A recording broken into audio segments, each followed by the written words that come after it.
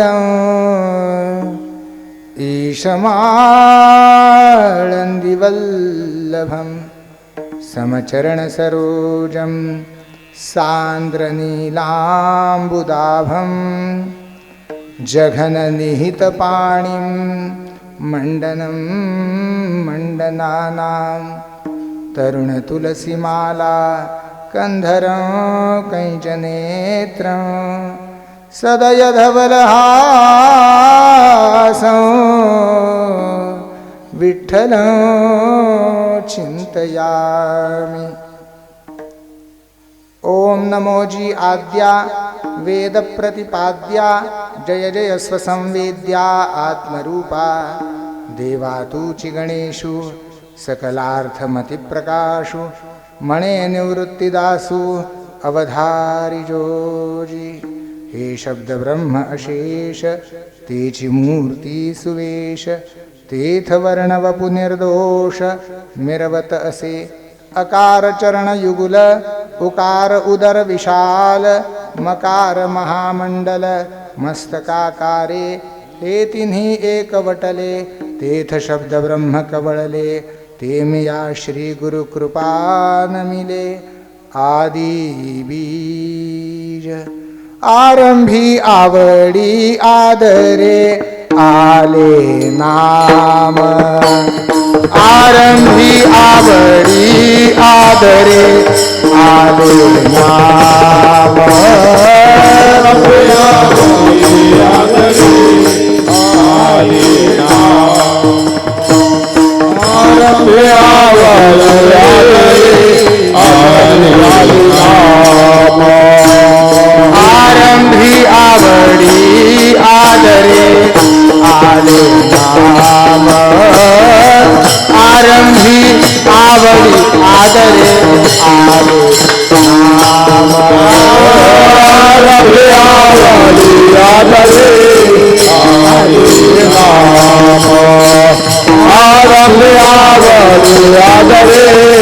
आले नाम सकळ सिद्धी जगी झाले पूर्ण काम झाले सकळ सिद्धी जगी झाले पूर्ण काम सकळ सिद्धी जगी झाले पूर्ण काम कृष्ण गोविंद माय माऊली गिरीचा राम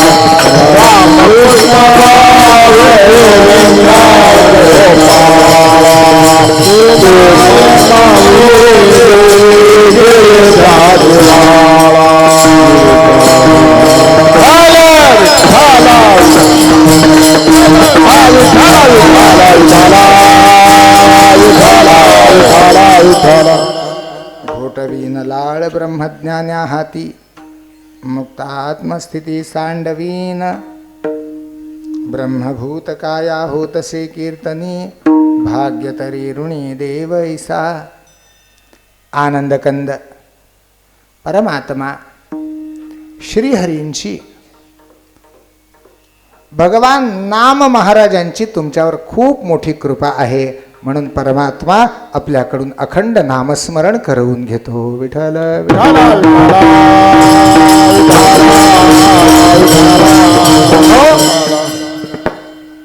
मनुष्याचं जीवन मिळणं दुर्लभ आहे यात शंका नाही, पण जगाची लोकसंख्या पाहता मनुष्याचं जीवन मिळणं हे दुर्लभ आहे असं वाटत नाही जगाच्या लोकसंख्येचा विचार केला तर। कारण लोकसंख्येच्या नियंत्रणाचा कायदा आणण्याची प्रक्रिया करावी लागते, यावरून माणसाचा जन्म दुर्लभ आहे असं नाही म्हणता येत। यद्यपि शास्त्रानं म्हटलेलं आहे मनुष्याचा जन्म दुर्लभ आहे, त्याची उपपत्ती सांगतो आली आत्ता ओघानं म्हणून। मनुष्य शब्दाचा अर्थ दोन पाय दोन हात एक तोंड, बोलता येतंय ऐकता येतंय पाहता येतंय विचार करतायत, एवढंच मनुष्यत्व नाही आहे। परमार्थाची मूळ प्रवृत्ती हे मनुष्यत्व आहे। आणि हे मनुष्यत्व मात्र दुर्लभ आहे. म्हणजे शास्त्राच्या वचनाशी आपला विरोध नाही. जगात अनेक लोक जन्माला येताना दिसतात, पण पारमार्थिक विचार करण्याची क्षमता असलेले लोक त्या मानाने दुर्लभ आहेत. त्या मानाने म्हणून मनुष्यत्व हे दुर्लभ आहे. त्यानंतर मुमुक्षुत्व ही दुर्लभ आहे, आपण अनेक वेळा ऐकतो. आणि महापुरुषांचा संश्रयही दुर्लभ आहे. आणि महापुरुषांचा आश्रय मिळाला, महापुरुषांनी आपल्याला जवळ घेतलं तरी सुद्धा आपल्याला नामस्मरणाची आवड लागणं हे त्यापेक्षा दुर्लभ आहे. बरं, महापुरुषांच्या संगतीत अनेक जण राहतात, पण संगतीत राहूनही जर त्यांचा गुण आपल्याला घेता येत नसेल, जर त्यांच्या सान्निध्याचा लाभ काय असतो हे कळून घेऊन ते करून घेता येत नसेल, तर त्या महापुरुषांचा संग एक वेळ न झालेला बरा असंही संत म्हणतात. बरं, एखादे गुणदोष अंगा येते, अंगा येते नाही, संत संगतीने न करावा वास, एखादे गुणदोष अंगा येते. संतांच्या संगतीनं राहायचं असेल तर आपल्या अंगात मर्यादा असेल तर राहावं, नाहीतर जसं पुढच्या गाडीवर लिहिलेलं असतं, प्रायः बसवर लिहिलेलं असतं, काय लिहिलेलं असतं, सुरक्षित अंतर ठेवा. हे जसं लिहिलेलं आहे गाडीवर, का बाकी कुठं शिवाशिवीचा विषय माणूस करत नाही, पण दोन गाड्यांच्या ह्याच्यात मात्र करतो. बरं, अजिबात टच होऊ देत नाही, स्पर्श होऊ देत नाही, सुरक्षित अंतर ठेवा असं तिथे लिहिलेलं असतं. त्याचप्रमाणे जर आपल्याला संतांच्या सान्निध्यात जाऊन मर्यादा पाळता येत नसेल तर माणसानं शहाणपणानं थोडं दूर राहावं, त्यांचं नामस्मरण करावं, त्यांची जेवढी जमेल तेवढी सेवा करावी, पण त्यांच्यापासून दूर राहावं. पण भाग्यवान ते असतात जे संतांच्या जवळ जातात, संत त्यांना जवळ करतात, संत त्यांचं हृदगत आपल्याला सांगतात आणि त्यांचं हृदगत आपण जीवाशी बाळगून ते असतानाही आपण करतो आणि ते नसतानाही त्यांच्या प्रसन्नते करता करतो. त्यावेळी आपल्या इतकं भाग्यवान या जगात दुसरं कोणीही नसतं. विठ्ठल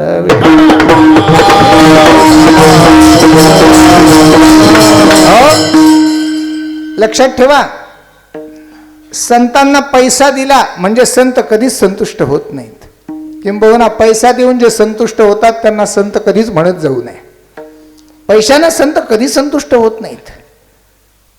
तुम्ही संतांचा खूप मोठा मान केला, मोठ्या आसनावर बसवलं, मोठमोठे हार घातले, त्यांच्याबद्दल मोठमोठे वाक्य बोललो आपण, त्यांना अजून काही दिलं, त्यांना जमीन दिली, त्यांना गाडी दिली, यानं संत कधीच संतुष्ट होत नाहीत. बरं, कधी संतुष्ट होत नाहीत. संतांना काय लागतं, आपल्याकडे असलेलं आणि आपल्याकडून कमी न होणारं संत घेत असतात. माझं वाक्य परत ऐका, आपल्याकडे असलेलं असावं आणि आपल्याकडून कमी होत नाही, आपलं वाढत राहतं असं संत मागतात. काय मागतात, पैसा दिला तर कमी होईल म्हणून पैसा मागत नाही, ऐश्वर्य दिलं कमी होईल ऐश्वर्य मागत नाहीत. मग संत काय मागतात, संत वेळ मागतात आणि संत वाणी मागतात. वाणी म्हणजे आपलं बोलणं मागतात. बोलणं मागतात म्हणजे काय, आमच्याशी बोला असं नाही, तुम्ही देवाविषयी बोला, तुम्ही देवाविषयी बोला. एवढंच आम्ही तेणे सुखी म्हणा विठ्ठल विठ्ठल मुखी, येर तुमचे वित्त धन ते मज मृत्तिके समान. हे श्री तुकाराम महाराजांचं छत्रपती शिवरायांना सांगितलेलं वाक्य सर्वश्रुत आहे.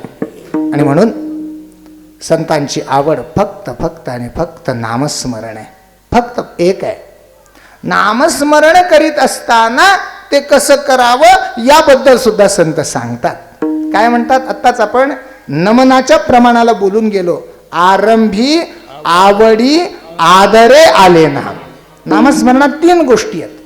पहिली गोष्ट, आरंभी आलं पाहिजे. कोणत्याही कार्याच्या आरंभी भगवंताचं नाम पाहिजे. बरं, ते कसं पाहिजे, कसे बसले रामकृष्ण हरे रामकृष्ण असं चालतं का, नाही, आवडीनं म्हणजे उत्साहानं. एखादी गोष्ट आवडीनं कर. लहान पोरांना विचारा, अरे खेळायला चला रे म्हटलं की ते कसं येतं, बरं असं करतात, चला लगेच असं करतात. तसं नामस्मरणाला चला म्हटलं की चला चला चला चला लवकर चला, अशा अवस्थेत. एखादी वस्तू आपल्याला खूप दुर्लभ असावी, एखादं पक्वान्न आपल्याला खूप आवडावं आणि आज गुलाबजांबू केलेत बरं असं आपल्याला कळावं. आज नाही केलेले, काळजी करू नका, नाही तुम्हाला वाटेल आज केलेत. सकाळी खाल्ले का? अरे वा वा वा, आनंदाची गोष्ट आहे. बघा मला कसं कळतं.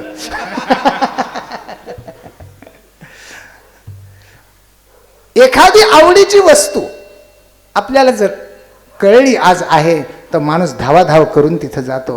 हे जसं असावं त्याप्रमाणेच भगवंताचं नामस्मरण करताना इतका उत्साह आपल्या अंतःकरणात असावा.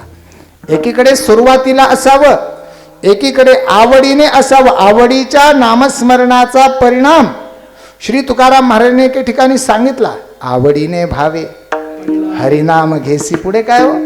तुझी चिंता त्यासी सर्व आहे. नको खेद करू कोणत्या गोष्टीचा, पती लक्ष्मीचा जाणत असे. मला सांगायचं हे की आवडीच्या नामाचा हा परिणाम आहे. आणि अजून एक आहे, आदरानं नामस्मरण असावं.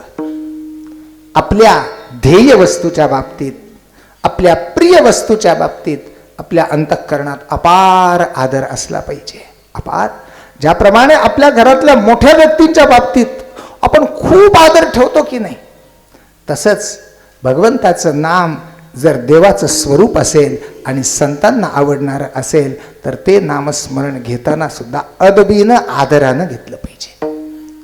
याचं अजून एक कारण सांगेन आपल्याला.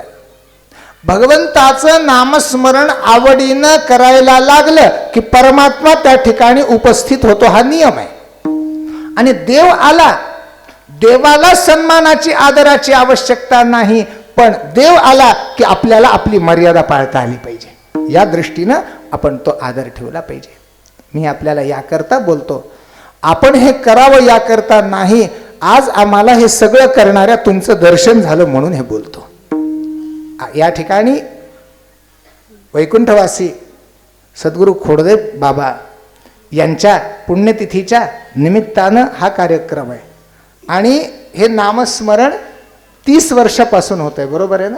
गेल्या 30 वर्षापासून दरवर्षी 7 कोटी ना, दरवर्षी 7 कोटी, 7 त्रिक 21 म्हणजे 210 कोटी. अब्जपती झाले की हो तुम्ही सगळे? अब्जपती झाले. 2 अब्ज. पैशाला काय करता हो अब्जाला? काही उपयोग नाही त्याचा. तुम्ही म्हणाल काही उपयोग नाही म्हणता, सगळ्यांना पैशाशिवाय काम होत नाही. लक्षात ठेवा, हे आहे तोपर्यंत पैशाचं काम आहे आणि ह्याच्यातून बाहेर पडल्यावर जे पाहिजे ते तुम्ही कमवतायत. हे संपल्यानंतर जे लागणार आहे आणि हे केवळ आहे हे आपल्याला माहित नाही. आपण इथून घरी जाणार की नाही, तुमचं नाही सांगत, माझं सांगतो. मी सुद्धा इथून घरी जाणार आहे की माहित नाही.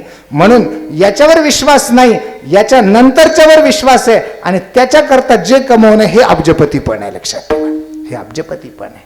म्हणून ही खास कमाई आहे.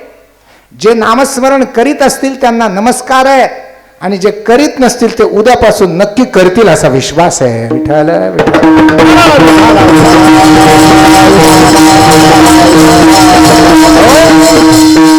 अशा या अतिदिव्य उत्सवामध्ये आजची पहिली सेवा सद्गुरू पूज्य काकाजींची सेवा आहे. मागच्या वर्षीही या ठिकाणी येणं झालं होतं. त्यावेळी मला हाच परिहार द्यावा लागला होता की पूज्य काकाजींची प्रकृती व्यवस्थित नाही, येण्यासारखी नाही, म्हणून त्यांना येता आलं नाही. आजही तीच परिस्थिती आहे, फक्त त्याच्यापेक्षा थोडी सुधारित आहे हे निश्चित आहे. तरी सुद्धा सुधारित आहे, पण एका स्थानावर राहून त्यांची तब्येत स्थिर राहते हे एका प्रकारे आनंदाचीच गोष्ट आहे. असे महात्मे आता आमच्या आदरणीय घोडके महाराजांना मी बोललो की पूज्य गुरुवर्य कुरेकर बाबा असतील, पूज्य गुरुवर्य काका असतील, असे जे महात्मे आहेत, या महात्म्यांनी आता प्रवास करण्यापेक्षा ते जिथे आहेत तिथून आपलं कल्याण त्यांनी चिंतलं पाहिजे, कल्याण चिंतलं पाहिजे. याचं कारण आहे, अशा महात्म्यांच्या अस्तित्वानं भूमी स्थिर राहत असते. गोभीर विप्रैश्च वेदैश्च सतीभिः सत्यवादिभिः अलुब्धैः दानशीलैश्च सप्तभिर्धार्यते मही. पृथ्वीला स्थिर करणाऱ्या ज्या ज्या गोष्टी आहेत त्यात साधू एक क्रमांकाला आहेत, म्हणून त्यांचं अस्तित्व ते जिथे असतील त्या ठिकाणहून ते आपल्याला आशीर्वाद कायम देत राहतात. आणि आजही त्यांनी माझ्याबरोबर निरोप हाच पाठवलाय, मी जरी आलो नसलो तरी जास्त हे करू नका, नाराज होऊ नका, तुमच्या कीर्तनात मात्र आनंद कमी होणार नाही, असा त्यांचा निरोप तुमच्यापर्यंत पोहोचवतो. आणि आता सेवेला प्रारंभ करतो. जगद्गुरु संत श्रेष्ठ श्री तुकाराम महाराजांचा अत्यंत महत्त्वाचा अभंग आहे. प्रायः पहिल्या दिवशी मांगल्याचा विचार करावा अशा प्रकारचा संकेत आहे. मांगल्य सांगावं. मांगल्य म्हणजे काय? मांगल्य 3 प्रकारानं वर्णन केलं जातं.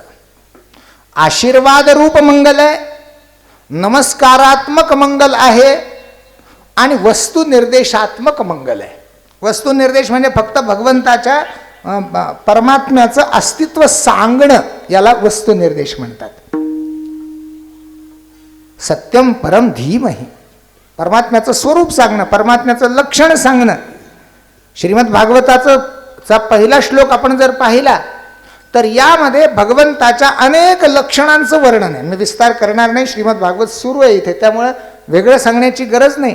पण जन्माद्यसे यतः अन्वयात इतरतः अज्ञेश इतरः अर्थेषु अभिज्ञः स्वराट तेने ब्रह्म हृदय आदि कवये मुह्यन्त्यत् सूरयः तेजोवारि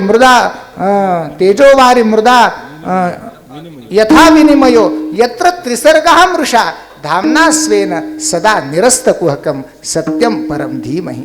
या पहिल्या मंत्रामध्ये ज्या 10 लक्षणांचा व्यवस्थितपणे विचार केलेला आहे, हा विचार वस्तू निर्देशात्मक मंगलाचं स्वरूप स्पष्ट करणारा आहे, विस्तार करीत नाही. सत्य असलेल्या त्या परमात्म्याचं स्वरूप कसं आहे तर या 10 प्रकाराचं आहे. हे वस्तू निर्देशात्मक मंगल आहे. कधी कधी भगवंताला नमस्कार केला जातो. जिथे जिथे नमस्कार केलेला आहे ते नमस्कारात्मक मंगल आहे.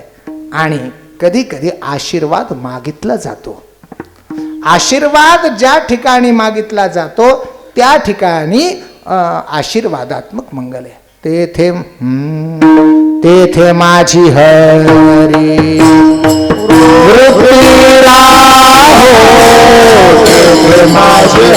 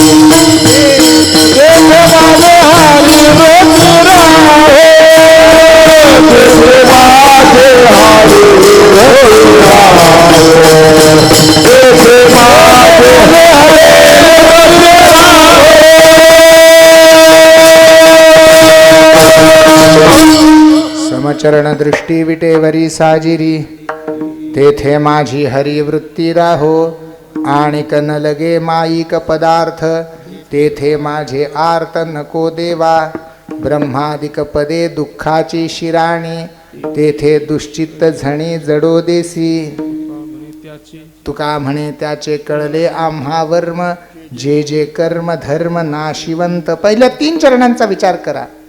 3 चरणाच्या उत्तरार्धामध्ये आशीर्वाद मागितलेला आहे. तेथे माझी हरी वृत्ती राहो, तेथे माझे आर्त नको देवा आणि तेथे दुश्चित्त झणी जडो देसी.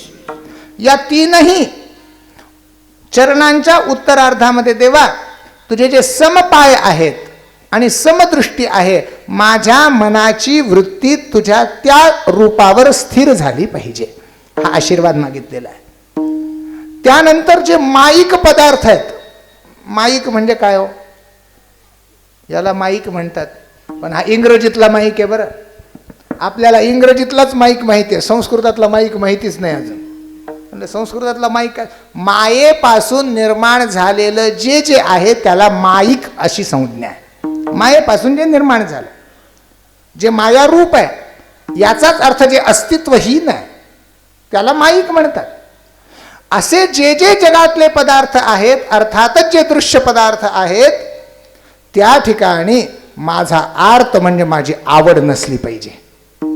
जे जे जगात दिसतं, जे जे देखणे सकळ ते ते स्वप्नीचे मृगजळ, म्हणून चिंती चरण कमळ पाप रखुमा देवी वरु श्री विठ्ठलाचे.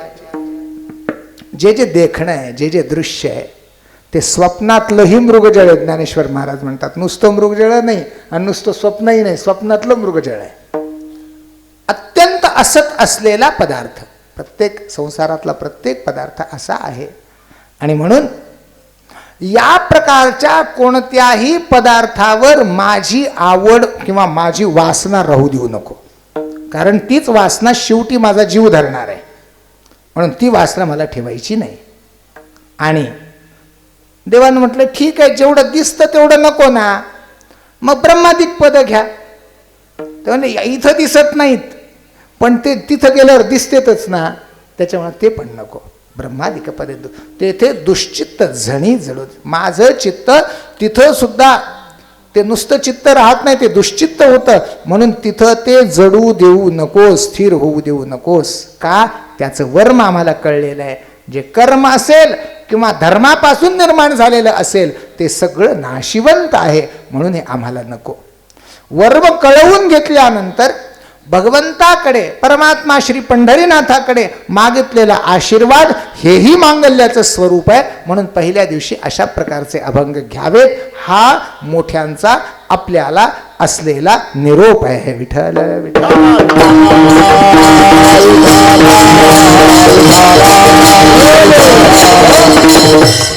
तुम्ही म्हणाल मग तुम्ही कुठे निरोप पाळला, कारण तुम्ही तो अभंग घेतलाच नाही. नमस्कारात्मक मंगल आम्हाला दिसत नाही, वस्तू निर्देशात्मक मंगलही आपल्याला दिसत नाही, आणि आशीर्वादात्मक मंगलही इथे दिसत नाही. इथे तुम्ही प्रतिज्ञेचा अभंग घेतलेला आहे. जगद्गुरु श्री तुकाराम महाराजांच्या 8 प्रतिज्ञांचं वर्णन या ठिकाणी आहे. हे जर असेल तर याचा आणि याचा काय समन्वय आहे, तर याचं 2 प्रकारांनी उत्तर देता येतं.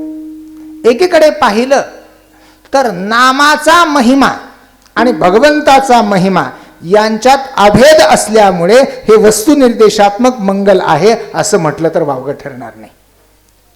भगवंताच्या नामाचा महिमा यात सगळं सांगितलेला आहे. कीर्तनाचा महिमा म्हणजेच नामाचा महिमा आहे, आणि कीर्तनाचा महिमा, नामाचा महिमा तोच भगवंताचा महिमा आहे. म्हणून भगवंताचा निर्देश यात केलेला आहे. हे एक होतं. आणि तुम्ही सगळे शाळेत गेलात का? तुम्हाला आमची शाळा काढायला गेले काय? पण सगळेजण शाळेत सगळ्यात पहिल्यांदा काय म्हणतात? हो, प्रार्थना एक असते आणि त्याच्याबरोबर एक गद्य असतं बघा. त्याला काय म्हणतात? भारत माझा देश आहे, सारे भारतीय माझ्या देशावर. मी काय तुमच्याकडून प्रतिज्ञा म्हणून घ्यायला आलो नाही, इथं महत्वाचीच आहे, यात काही शंका नाही, पण प्रतिज्ञा म्हणून घ्यायला आलो नाही. पण सुरुवातीला काय असते? प्रतिज्ञा असते की नाही? न्याय प्रक्रियेमध्ये सुद्धा पंचावयवामध्ये पहिल्यांदा प्रतिज्ञा आहे. सिद्धांत शेवटी आहे, पण त्या सिद्धांताची मूळ प्रतिज्ञा पहिल्यांदा आहे. याच प्रकारानं जरी आपण याचा विचार केला तरी सुद्धा जगद्गुरु श्री तुकाराम महाराजांची प्रतिज्ञा नामाच्या संबंधानं असलेली, सर्वांच्या संबंधानं असलेली आणि नामाच्या संबंधानं असलेली, या सर्वांचा समन्वय म्हणून या अभंगाची आज निवड झालेली आहे. विठ्ठल विठ्ठल.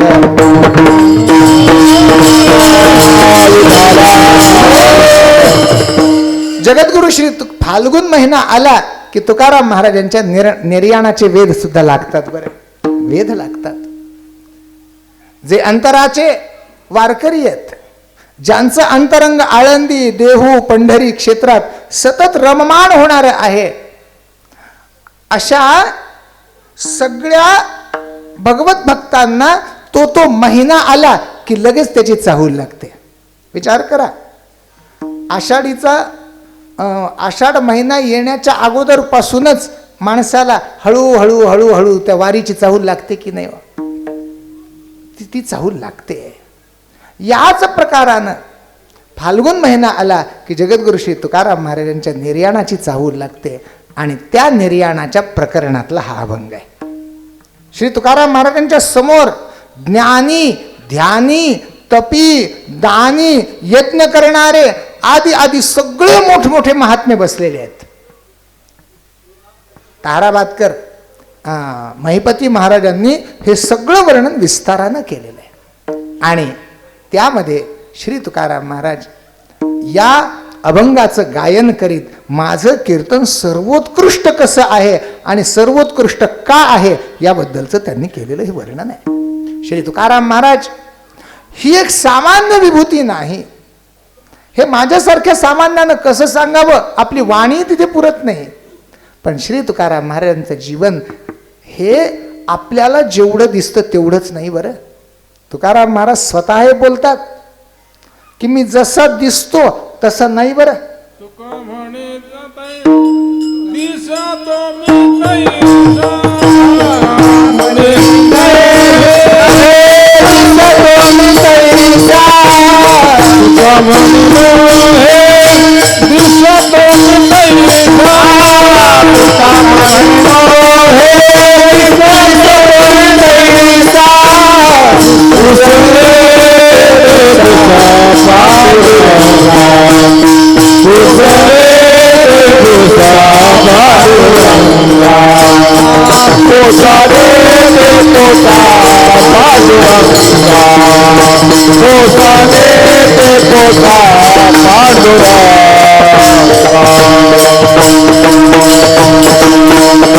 तुका म्हणे नव्हे दिसतो मी तैसा, पुसणे ते पुसा पांडुरंगा. तुकाराम महाराज म्हणतात तुम्हाला तुमच्यासारखा वागत असलेला मी दिसत असेल, तुमच्यासारख्या शरीराचा मी दिसत असेल, तुमच्यासारखाच विचार करणारा मी दिसत असेल, पण तुमच्यासारखा मी नाही किंवा तुम्हाला जसा दिसतो तसा मी नाही. माझं जे काही आहे ते जर विचारायचं असेल, तुमची ताकद असेल तर पांडुरंगाला विचारा. तुमची ताकद असेल तर हे मध्ये कंसात घ्यावं लागतं बरं, कारण सगळ्यांनाच पांडुरंगाला विचारता येत नाही. याचाच एक अर्थ असा होतो की तुकाराम महाराज हे जे बोलतात ते पांडुरंगाला ज्यांना विचारता येतं त्यांच्या समोरच बोलतात. पांडुरंगाला ज्याला विचारता येतं, ज्याची क्षमता आहे, जे संत आहेत ते संत पांडुरंगाला विचारू शकतात. आणि जर माझा विश्वास नसेल तर तुम्ही विचारू शकता, असं श्री तुकाराम महाराज, हे तुकाराम महाराजांचं स्वरूप आहे. चिंचवडचे चिंतामणी देव होते. एकांतामध्ये चिंतामणी देवांनी श्री तुकाराम महाराजांना म्हणावं, तुकोबा खरंच तुमच्या वाणीतून येणारे जे शब्द आहेत ते आमच्या हृदयापर्यंत पोहोचतात, आमच्या अंतःकरणाला परमार्थाची आवड लावतात, परमार्थाची आसक्ती, भगवंताची आसक्ती निर्माण करतात, संसाराची विरक्ती निर्माण करतात. तुम्ही नेमके कोण आहेत हे आम्हाला सांगा. आणि महिपती महाराजांनी वर्णन करून ठेवलं. तुकाराम महाराजांनी आपली मांडी कापून दाखवली तर त्यात रक्त मांस काही नव्हतं, फक्त कापूस निघाला बाहेर. हे तुकाराम महाराजांचं स्वरूप आहे. महाराज हे कशानं झालं? तुम्ही आम्ही जीवन घालवतो. तुकाराम महाराजांनी आपलं आयुष्य घालवलं. तुकाराम महाराजांना या शरीरात पूर्ण बदल करवून घेता आला. आम्हाला मात्र तसंच जावं लागतं. आमच्यात आणि तुकाराम महाराजांमध्ये नेमका कोणता फरक आहे? जे तुकाराम महाराजांनी केलं आणि आम्हाला मात्र ते अजूनही करता येत नाही. आमच्याकडे साधनांची प्रतिकूलता नाही आहे. साधनं कमी आहेत असं समजण्याचं कारण नाही. सगळी साधनं तेवढीच दिलेली आहेत. दिली इंद्रिये, हात, पाय, कान, डोळे, मुख, बोलाया वचन, कशा करता? जेणे तू जोडसी नारायण. आणि जीवपण नासे आणि भवरोग नासे. जीवपणाही नष्ट होईल, संसाराचा रोगही जाईल, नारायणालाही मिळवून घेता येईल आणि देवाला दिली डोळे मुख बोलाया जेणे तू जोडसी नारायण, नारायणालाही जोडता येईल. या सगळ्या गोष्टी होणार आहेत. याकरता साधन सामुग्री पूर्ण मिळालेली आहे. पूर्ण मिळाली. जी तुकाराम महाराजांना आहे तीच आपल्याला आहे, पण तुकाराम महाराजांना त्याची सिद्धी मिळाली. ती सिद्धी नेमकी कोणती होती याचं वर्णन अभंगाच्या दुसऱ्या चरणात केलं. ब्रह्मभूत काया होतसे निर्माणे, ब्रह्मभूत काया होतसे निर्माणे,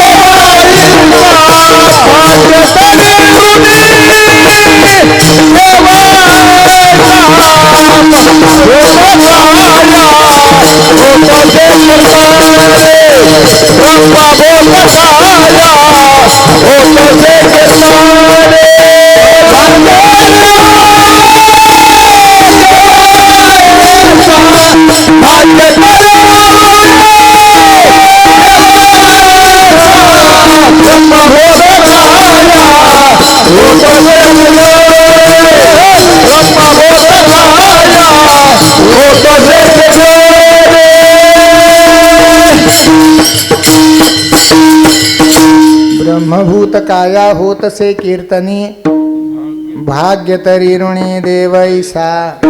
कीर्तनी काया ब्रह्मभूत होत असे आणि भाग्य तरी देवा ऐसा ऋणी होय. दोन गोष्टी महत्वाच्या सांगितल्या. कीर्तनानं काय काय होतं तर कीर्तनानं शरीर ब्रह्मरूप होतं, ब्रह्मभूत होतं. वस्तुतः अनेक ठिकाणी पाठ ब्रह्मीभूत आहे बरं. आपण अनेक ठिकाणी म्हणजे गाथेमध्येही अनेक ठिकाणी दिसतो मूळ पाठ ब्रह्मभूतच आहे.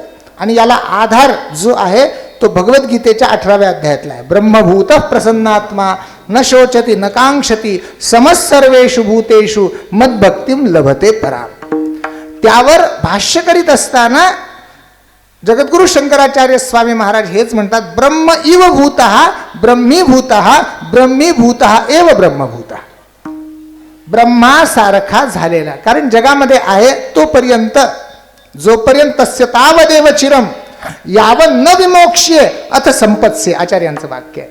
त्याला तोपर्यंत वेळ आहे जोपर्यंत या शरीरातून तो मोकळा होत नाही, नाहीतर तो परब्रह्माशी एकरूप झालेलाच आहे. म्हणून त्याला ब्रह्मीभूत ही संज्ञा आहे.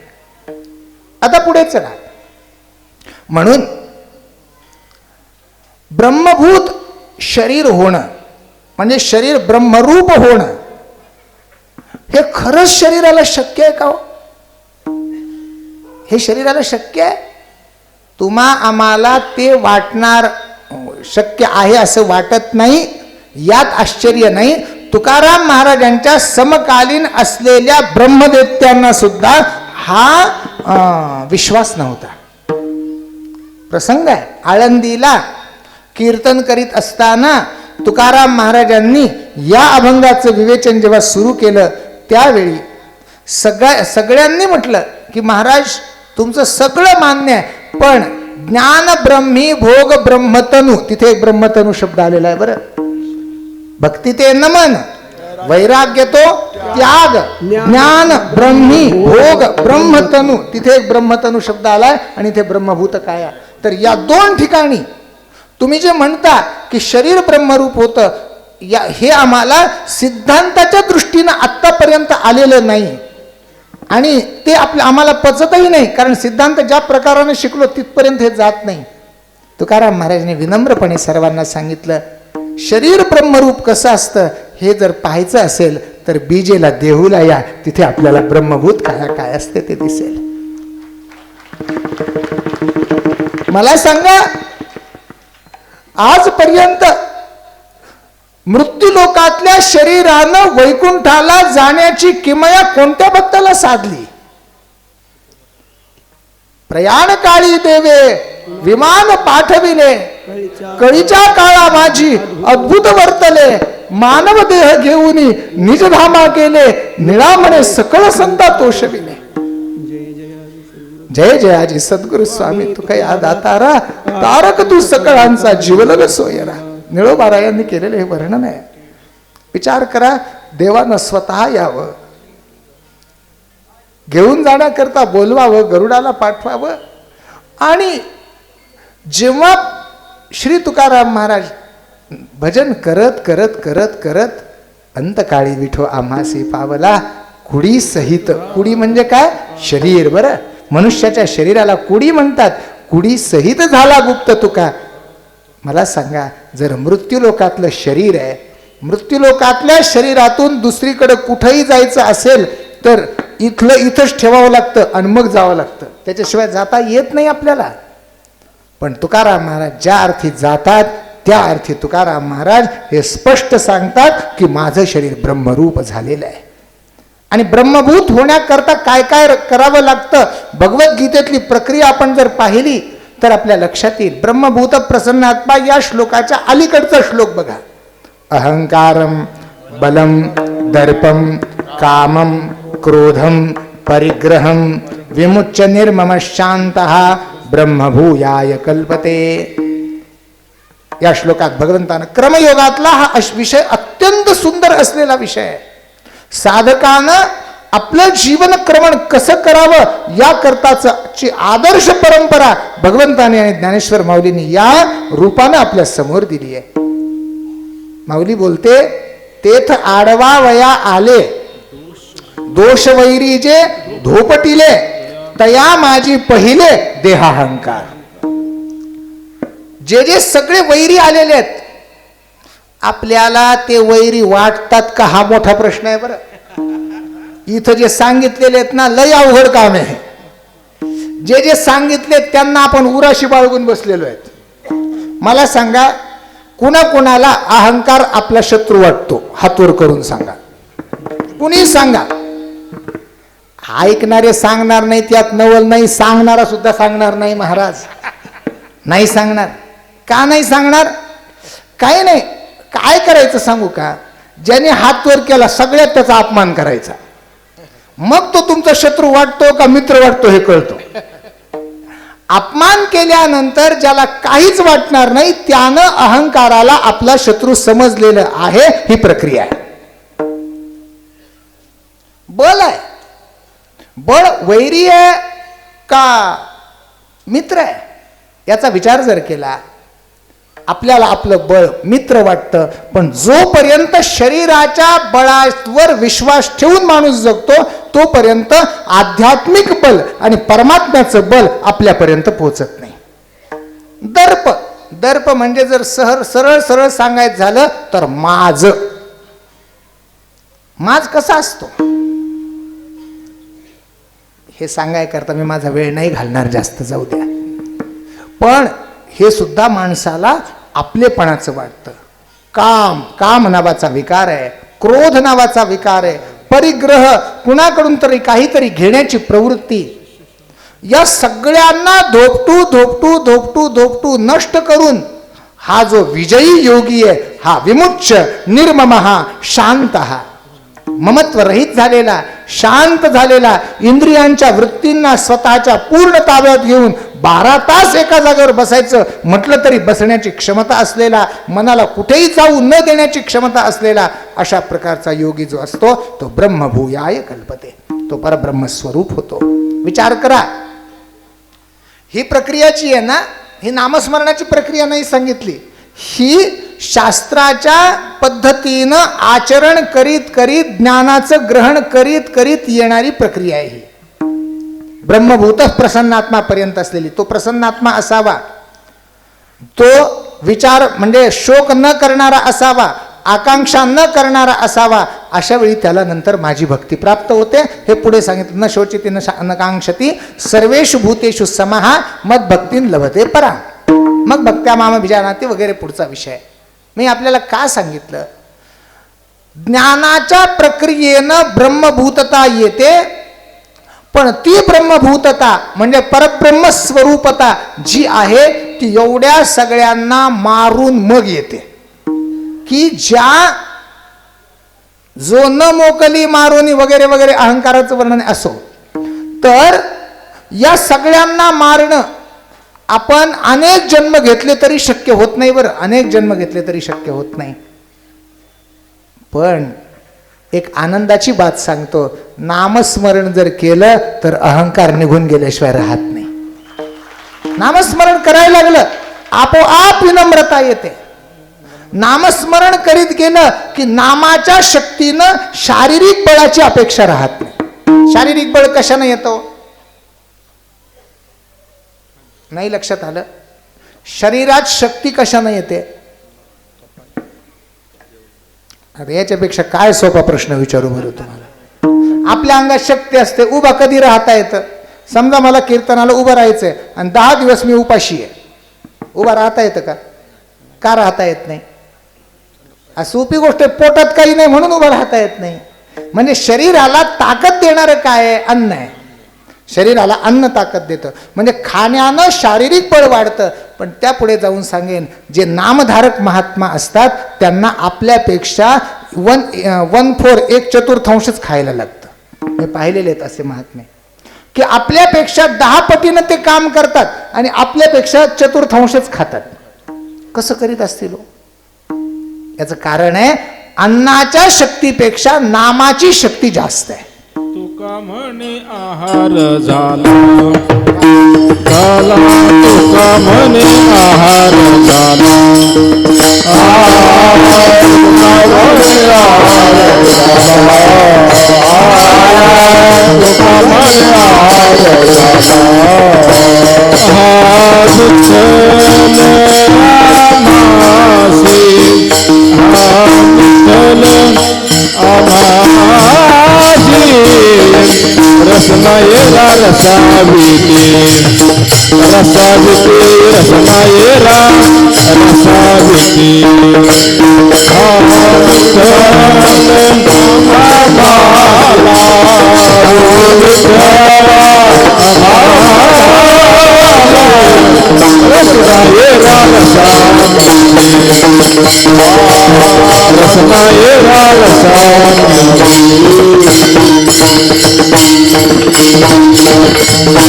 तुका म्हणे आहार झाला, हा विठ्ठल आम्हासी, हा विठ्ठल आम्हासी. वा, तुका म्हणे हा विठ्ठल आम्हासी आहार झाला. तुकाराम महाराज म्हणतात हा विठ्ठलच आम्हाला आहार झाला. आम्ही विठ्ठलच खातो, विठ्ठलच पितो, बाकी आम्हाला काही लागत नाही. ही जी अवस्था आहे, जे खावं त्याचं स्वरूप मिळतं. बरं, अजून त्याच्या थोडं पुढे बोलतो.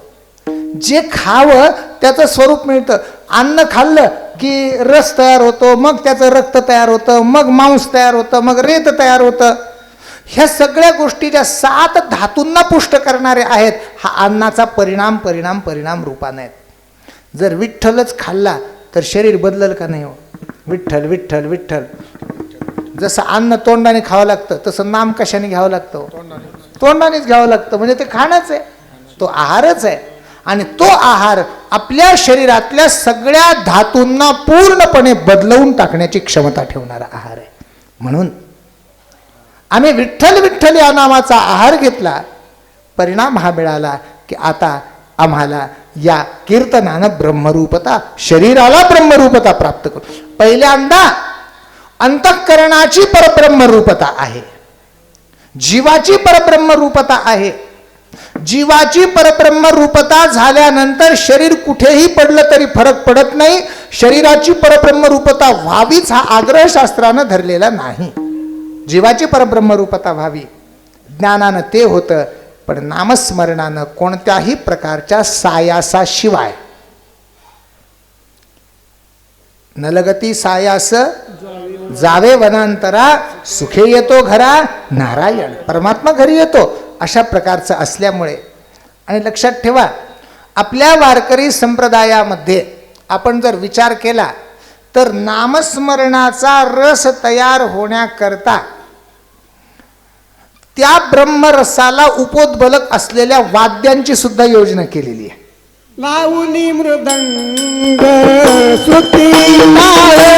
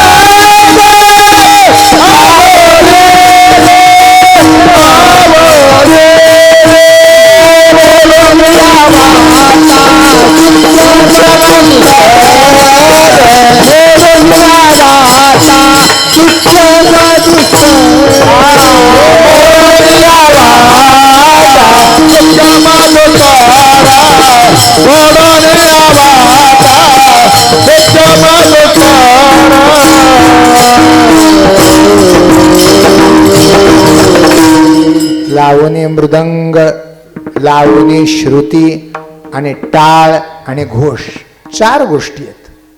मृदंग लावावा, स्वराची अत्यंत सूक्ष्मता आहे बरं. आता आम्हाला खूप कळत नाही हा भाग स्वतंत्र स्वरातलं, पण स्वराची सूक्ष्मता आहे. स्वराचं वर्णन करीत असताना संगीत शास्त्रामध्ये ही गोष्ट स्पष्ट सांगितली आहे बरं. वीणा वादन तत्वज्ञ श्रुती जाती विशारद, तिथे श्रुती शब्द आलेला आहे. इथे तुकाराम महाराजांच्या श्रुती शब्द आहे आणि तिथे श्रुती शब्द आहे. श्रुती जाती विशारद तालज्ञ च अप्रयासेन मोक्ष मार्गम निगच्छति. संगीतशास्त्रामध्ये ही गोष्ट स्पष्ट सांगितली. मी हे याकरता सांगतो की संतांनी संगीत, नामस्मरण, वाद्य आणि घोष यांचं एकत्रीकरण करून आपल्याला मोक्ष कसा सोपा करून दिलेला आहे. ज्याला वीणा वादनाचं तत्व कळतं, वीणेचे कोणती तार कोणत्या प्रकारात लावावी किंवा कोणत्या स्वरात लावावी हे ज्याला कळतं, श्रुती जाती स्वरांच्या जातीच्या प्रकारामध्ये जो विशारद झालेला आहे आणि ज्याला तालाचं ज्ञान आहे, या 3 गोष्टी जर असल्या आणि या 3 गोष्टींचा उपयोग त्यानं जर भगवंताच्या नामस्मरणात केला तर मोक्ष मार्गाला जायला त्याला सोपं जातं. अन्यथा तुम्ही म्हणाल जर सगळेच तालज्ञ सगळे स्वरज्ञ मग मोक्षाला का जात नाहीत बरं? कारण ते मोक्ष मार्गाच्या इच्छेनं काम करीतच नाहीत म्हणून मोक्षाला जात नाहीत. नाही तर सगळेच मोक्षाला जातील. मोक्षाला जायला अडचण नाही, पण मोक्षाला जाण्याकरता याचा उपयोग आपल्याला करायचा असं झालं तर मोक्षाला जाणं होईल. म्हणून एकीकडे श्रुती म्हणजे वीणा. त्या देवर्षी नारदांच्या चरित्रात असं म्हटलंय बरं. देवर्षी नारद महर्षी वेदव्यासांना बोलताना पहिल्या स्कंधाच्या भागवताच्या पहिल्या स्कंधाच्या 5व्या आणि 6व्या अध्यायामध्ये जेव्हा स्वतःची कथा सांगतात त्यावेळी एक बोलतात, देवदत्ताम इमाम वीणाम स्वरब्रह्म विभूषिताम मूर्छयित्वा हरिकथा गायमानश्चराम्यहं प्रगायतस्ववीर्याणि तीर्थपादः प्रियश्रवा आहूत इव मे शीघ्रं दर्शनं याति चेतसि. विठ्ठल विठ्ठल विठ्ठल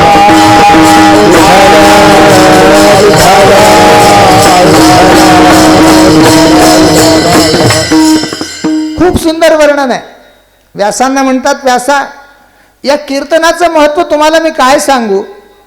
भगवान श्रीहरींनी माझा जन्म ब्रह्मदेवांपासून झाल्या झाल्या मला ही वीणा दिली आहे. देवदत्ताम इमाम वीणाम, भगवंतानं ही वीणा मला दिली. ही कशी आहे? स्वर ब्रह्म विभूषिताम. अरे स्वर नावाचं ब्रह्म जिच्यावर विभूषित आहे अशा प्रकारची ही वीणा आहे. मी ज्यावेळी ती स्वरात लावतो आणि स्वरात लावल्यानंतर श्रीमन्नारायण नारायण नारायण नारायण नारायण नारायण. थोडी टाळी वाजून 2 मिनिट भजन करणार का? श्रीमन्नारायण नारायण नारायण नारायण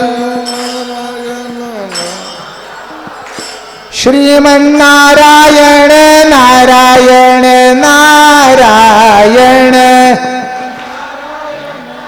टाळी काही ऐकू येत नाही. श्रीमन्नारायण नारायण नारायण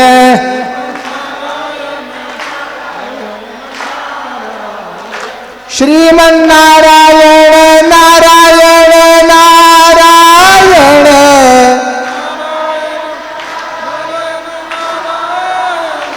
श्रीमन्नारायण नारायण नारायण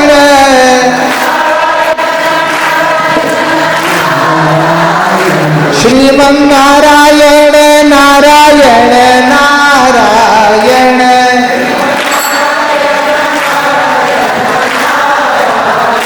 श्रीमन्नारायण नारायण नारायण श्रीमन्नारायण नारायण नारायण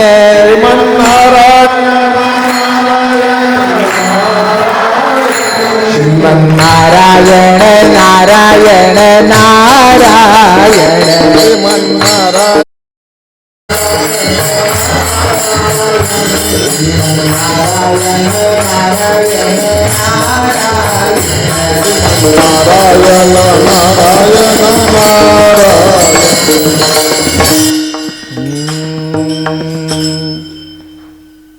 मूर्छयित्वा हरिकथां गायमानश्चराम्यहं.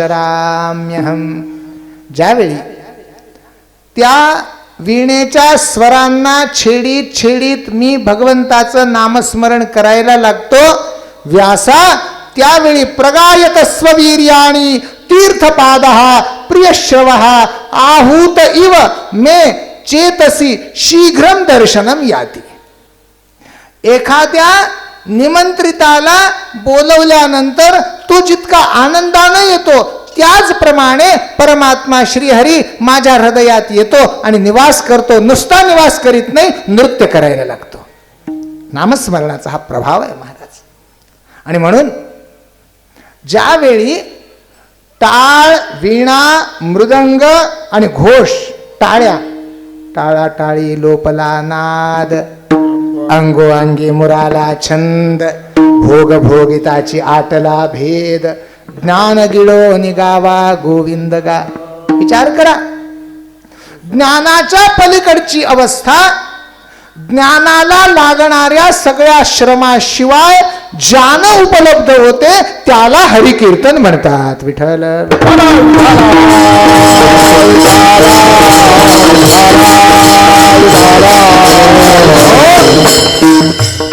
आणि म्हणून हा ब्रह्मरस सेवन करीत करीत गेलं. याचा चस्का एकदा लागला ना, लक्षात ठेवा, आपण किती लांब असू द्या, कीर्तनाची गोडी फक्त लागली पाहिजे. देव काय निवडतो? देव दुसरं काही निवडत नाही. ज्याच्या अंतःकरणात कीर्तनाची गोडी आहे त्याला देव स्वतः करता निवडतो. कीर्तनाची गोडी देव निवडी आपणा, देव निवडी आपणा, देव निवडी आपणा. कीर्तनाची गोडी देव निवडी आपणा, देव निवडी आपणा. याचा अर्थ काय? याचा अर्थ हा आहे, तुम्हाला त्या समुद्र मंथनाची कथा माहिती असेल ना? समुद्र मंथनाची, देव आणि दैत्यांनी समुद्राचं मंथन केलं. पहिल्यांदा काय निघलं होतं त्याच्यात माहिती आहे तुम्हाला? नाही माहिती. विष निघालं होतं हो, ते भगवान शंकरांनी पिलं. मला तो मुद्दा नाही सांगायचा. देवाने स्वतः करतात त्याच्यातलं काय ठेवून घेतलं. कौस्तुभाख्यमभूत रत्नम, कौस्तुभ नावाचा जो मणी आहे तो समुद्रातून निघाला आणि तो देवानं स्वतः करता निवडला. बरं, देव काय निवडतो? जे स्वतःच्या सौंदर्याला समृद्ध करणार आहे तेवढंच फक्त देव निवडतो. तसंच आपल्याजवळ कोण असावं, माझे कोण कोण आहेत, माझे गडी कोण कोण, निवडा भिन्न यातून. ज्यावेळी देव निवडायला लागतो त्यावेळी पहिल्यांदा काय निवडतो? एवढे सगळे बसलेत, याच्यातलं देवाचं नाव घ्यायला कुणाला आवडतं? इकडे या रे सगळे, तुम्ही नका येऊ आता. पण असं देव म्हणत असतो की ज्याला ज्याला देवाचं नाव घेणं आवडतं ते बाजूला नाही. का? नामाची आवडी तोची जाणा देव. आवडे जाहरी अंतरापासून, आवडे जाहरी अंतरापासून,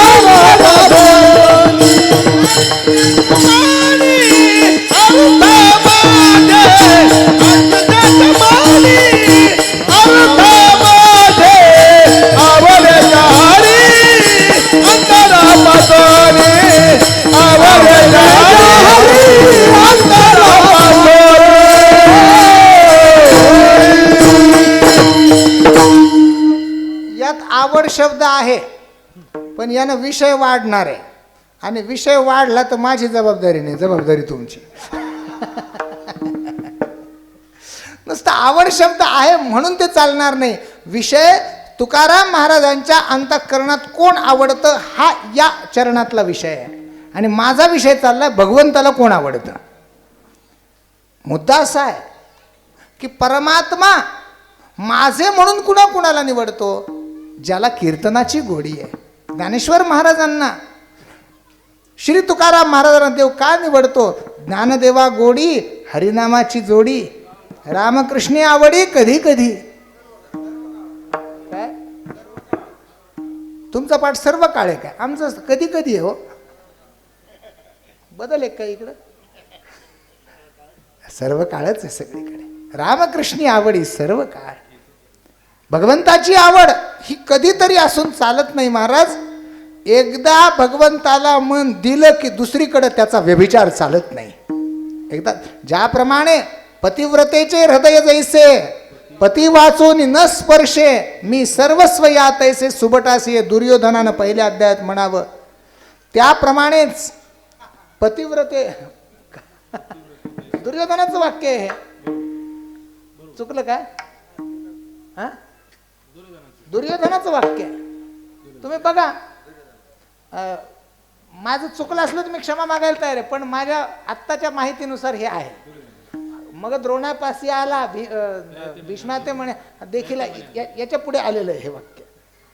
हे वाक्य तिथे आलेलं आहे की मी या सगळ्या सुभटांना, सगळ्या योद्ध्यांना मी सर्वस्व वाटतो असं द्रोण भीष्मांकडे येऊन दुर्योधन म्हणतोय. जाऊ द्या, ते प्रमाण तुम्हाला मान्य नसलं तर मी तुकाराम महाराजांचं प्रमाण सांगतो. पतिव्रते जैसा भ्रतार प्रमाण आम्हा नारायण तैशा परी. आम्हाला नारायण तशा प्रकारचा आहे. का? एकदा चित्त दिलं परत ते चित्त बाजूला घ्यायचं नसतं, ते चित्त देवाकडेच ठेवायचं असतं आणि मग देव त्याचा स्वीकार. मी हे सांगतो कशा करता? मी एवढ्या करता सांगतो, ज्याला कीर्तनाची गोडी लागते त्याला हळूहळू वेळ वाढत वाढत वाढत सर्व काळापर्यंत जातं आणि तीच गोडी भगवंताची गोडी असते आणि तीच एकनिष्ठा असते आणि तीच भगवंताच्या निवडीची प्रक्रिया असते. परमात्मा त्याला निवडतो. आणि ज्यावेळी निवडतो त्यावेळी मात्र हे जगाच्या दृष्टीनं शरीर असं दिसतं, बाकी शरीर मात्र ब्रह्मभूत झालेलं असतं. ब्रह्मभूत काया होतसे कीर्तने, ब्रह्मभूत काया होतसे कीर्तने, ब्रह्मभूत काया होतसे कीर्तने, ब्रह्मभूत काया होतसे कीर्तने, ब्रह्मभूत काया होतसे कीर्तने, ब्रह्मभूत काया होतसे कीर्तने, ब्रह्मभूत काया होतसे कीर्तने, ब्रह्मभूत काया होतसे कीर्तने. भाग्य तरी ऋणी देवईसा, भाग्य तरी देवईसा, भाग्य तरी ऋणी देवईसा,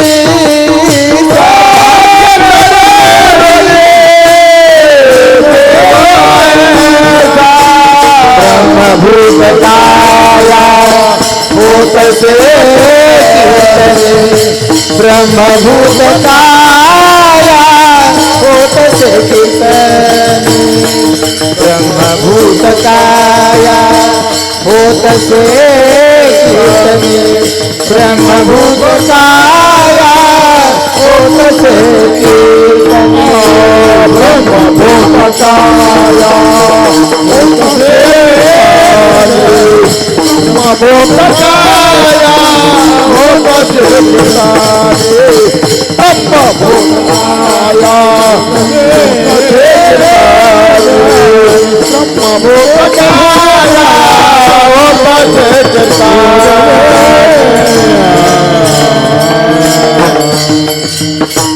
ब्रह्मभूत काया होतसे कीर्तने, भाग्य तरी ऋणी देवैसा. शरीराच्या परब्रह्म स्वरूपतेचं स्वरूप कसं आहे याचा थोडा विचार आपण आपल्या वेळेच्या आणि बुद्धीच्या आणि साधनेच्या मर्यादेत पाहिला. आता इतर साधनांपेक्षा हे साधन सोपं आणि शेवटपर्यंत कसं जाणार आहे याचा धावता थोडा विचार करायचा आहे. परंतु हा विचार संप्रदायाच्या नियमानुसार थोडं भजन करून मग आपण करणार आहोत. फक्त सर्वांना एक विनंती आहे, नामस्मरणाचं महत्त्व आपण खूप ऐकलेलं आहे, पण ते नामस्मरण टाळी वाजून व्यवस्थित करायचं आहे. सगळ्या टाळकऱ्यांना आमच्या पखवाजे महाराजांना विनंती आहे की 2-3 मिनिट तुम्ही थांबायचं आहे. टाळी वाजवलीच चालेल सगळ्यांनी, माझं काही म्हणणं नाही, पण नंतर या सगळ्या वाद्यात आपण तो आनंद नंतर घेऊ. विठोबा रखुमाई, हात वर करा, सगळे हात वर करा आणि टाळी जबरदस्त वाजली पाहिजे. विठोबा रखुमाई, जय जय विठोबा रखुमाई,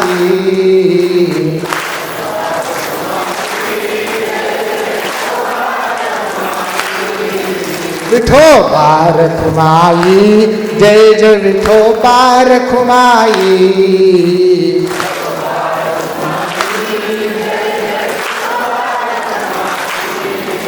विठोबा रखुमाई, जय जय विठोबा रखुमाई,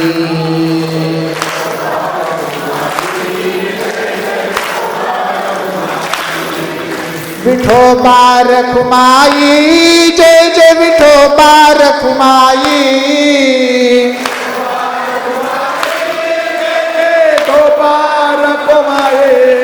माईकवर म्हणू नका. विठोबा रखुमाई, जय जय विठोबा रखुमाई,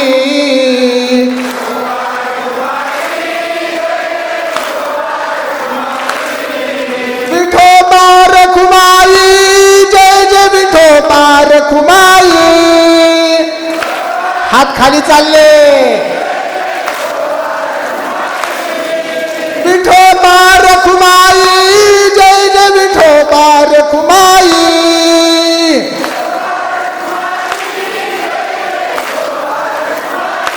जय जय विठोबा रखुमाई, जय जय विठोबा रखुमाई,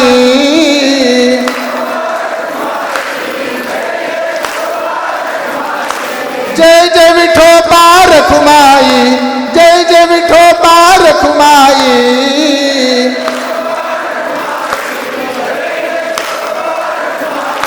जय जय विठोबा रखुमाई, जय जय विठोबा रखुमाई,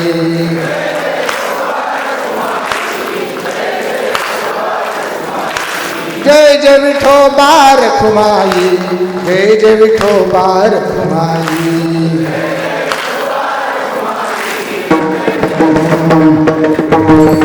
विठोबा रखुमाई, जय जय विठोबा रखुमाई, विठोबा रखुमाई, जय जय विठोबा रखुमाई,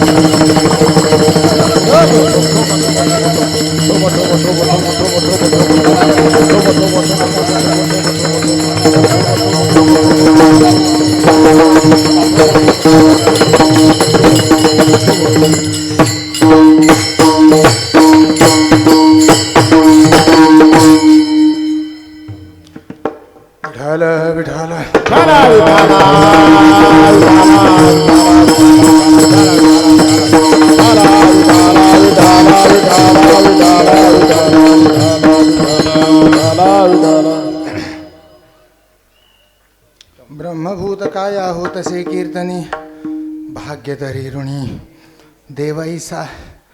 जगद्गुरु संत श्रेष्ठ श्री तुकाराम महाराज स्वतःचा हा अद्भुत अनुभव आपल्या समोर प्रकट करतात. महाराजांनी नुसतं बोलणं केलं नाही. लक्षात ठेवा, क्रियेविण वाचाळता व्यर्थ आहे. आपल्याला जर ती प्रक्रिया करता येत नसेल तर आपल्या बोलण्याला किंमत नसते. आपल्याला ते करता आलं पाहिजे. ज्याद्वारा परब्रह्माची स्वरूपता अत्यंत कमी श्रमामध्ये आपल्याला प्राप्त होत असेल त्याची आवड आपल्या अंतःकरणात हळूहळू रुजवली पाहिजे.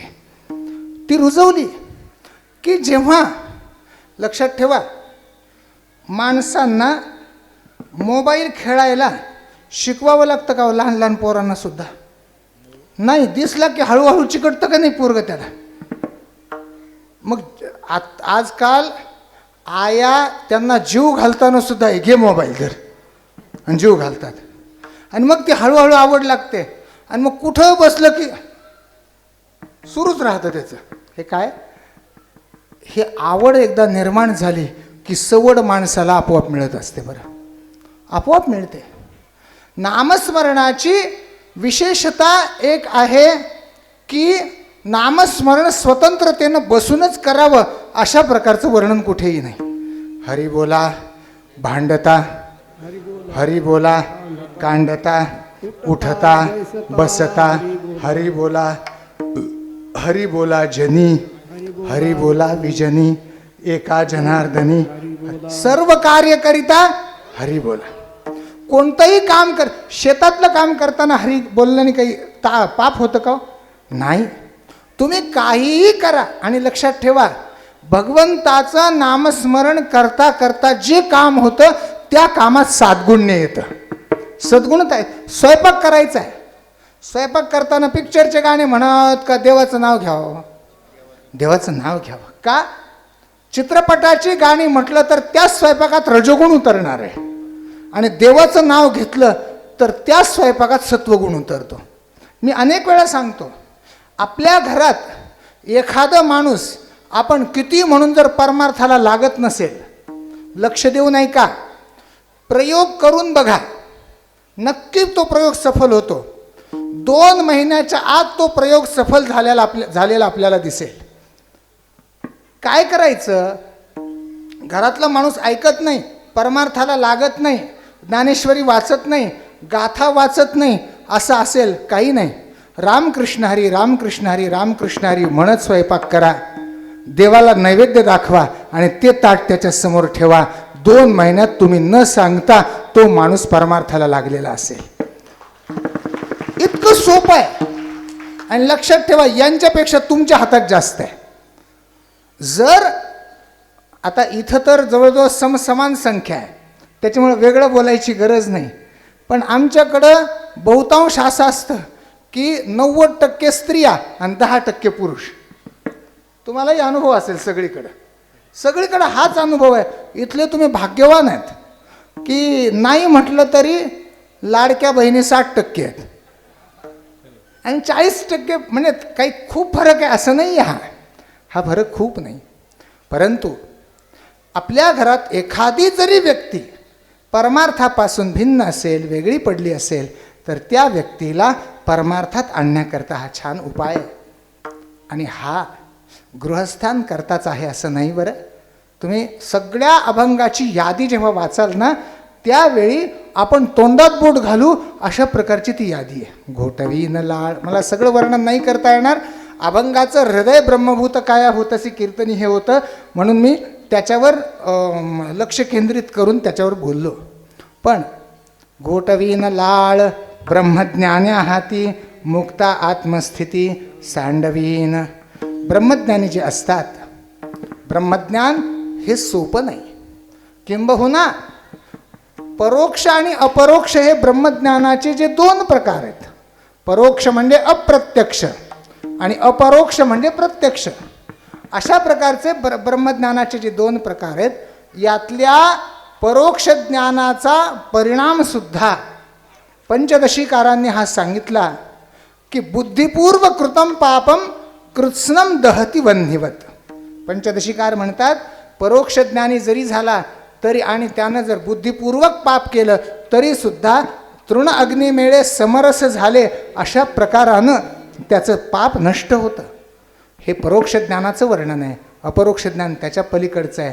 अपरोक्ष ज्ञान मिळालं म्हणजे सगळं मिळालं अशा प्रकारे शास्त्र वर्णन करतं.